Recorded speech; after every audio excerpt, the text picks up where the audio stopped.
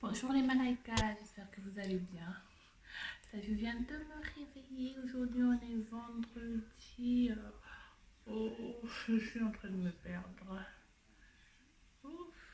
Voilà, je disais que nous sommes vendredi le 27 septembre. Donc, on part en week-end vers Guingamp, Port-Blanc, là-bas.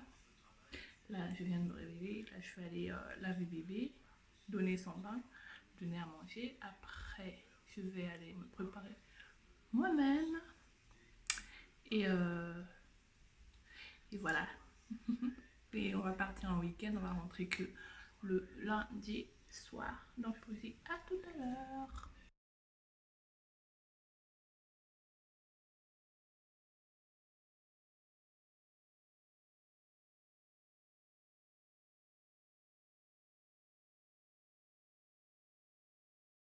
Hello les Maïka, j'espère que vous allez bien. Aujourd'hui, je reviens avec une nouvelle vidéo, un peu papotage. Là, je suis dans le parking de mon boulot. Je dois déjà venir pour parler de la pré-reprise. Savoir que je vais commencer le boulot dans 1 mois et demi. C'est tellement tôt.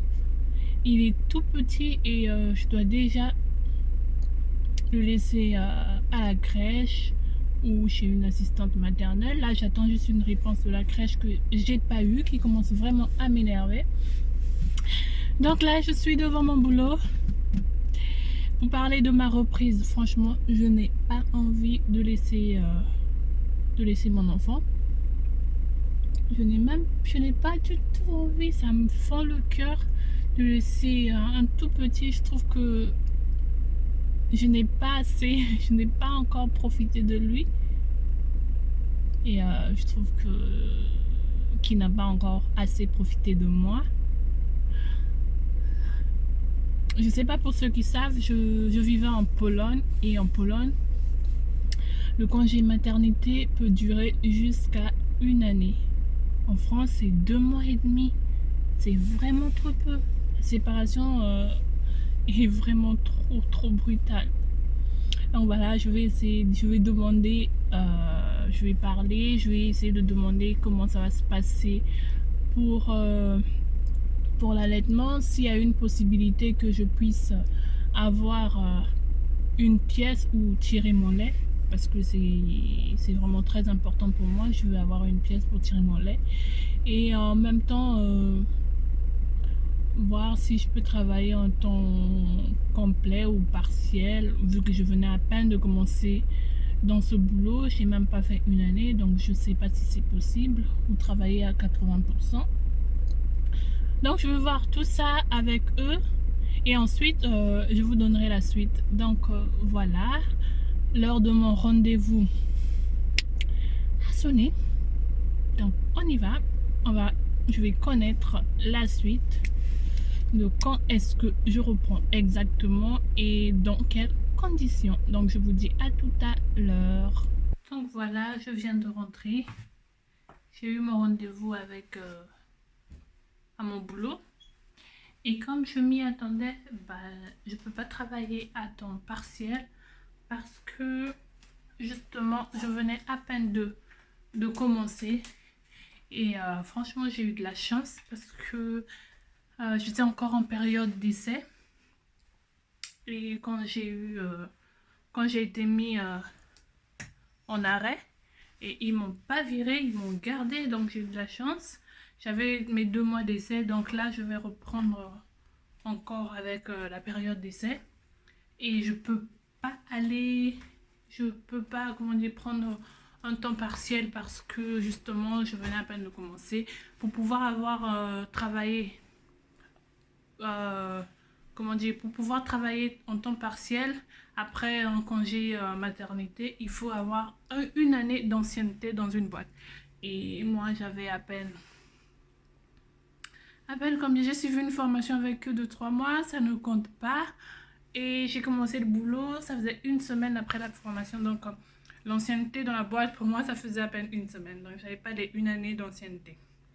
Donc, comme je disais, j'ai vraiment eu de la chance qu'il m'ait gardé dans ce boulot toute la période de l'été. Et là, avec mon congé maternité, donc normalement, je reprends vers le 11 novembre, mais à temps plein. Ah, ça va me faire vraiment mal au cœur de laisser mon fils tout petit comme ça à la crèche. Ça va vraiment me faire mal au cœur, surtout que je ne sais même pas si j'ai la place à la crèche. Là, je viens de passer à la crèche aussi. Et le directeur, il n'était pas là. Donc, j'ai encore laissé un petit message en demandant si il pouvait me rappeler parce que franchement, je dois savoir si j'ai une place ou pas. Que ça se fait pas de laisser les gens comme ça. Mais je sors aussi de chez ma sage-femme parce que je devais aussi voir par rapport à ma plaie. Je sais pas si je vous l'ai dit, j'ai eu une épisiotomie. Une épisiotomie suivie d'une petite hémorragie. Donc là, je suis suivie par une sage-femme. Donc j'étais partie voir aussi par rapport à ça. Et la cicatrisation se passe très bien. Donc elle aussi m'a dit qu'elle connaît les numéros d'assistante maternelle. Donc si je trouve pas une place à la crèche, bah si elle trouve que il y a une assistante maternelle de libre, bah elle me fera signe. Parce que si je trouve pas une place pour garder l'enfant, bah c'est mort quoi. Je pourrais pas commencer le boulot, c'est impossible. Ça m'énerve ces crèches. Je dis que j'ai fait la demande depuis le mois d'avril. Et ils étaient supposés me rappeler depuis là, bah, toujours rien. Pas de réponse. Je sais toujours pas ce que j'ai. Si j'ai une place ou pas. Donc voilà, je viens de rentrer. Je suis crevée parce que hier soir, j'ai pas dormi. Le petit, il allait pas bien. Je ne sais pas ce qu'il a. Il avait mal au ventre. Bah, du coup, moi, je m'inquiétais. Donc, je suis restée presque toute la nuit éveillée pour le surveiller. Donc, voilà ce que je voulais vous dire aujourd'hui. Bah, je vais vous laisser. Moi, je vais aller faire une sieste parce que je suis claquée. Là, il est 3h de l'après-midi, donc 15h. Je suis à peine de rentrer. Ok, bah, je m'arrête là pour aujourd'hui. Je vous fais de gros bisous et je vous dis à la prochaine. Hein. Bisous.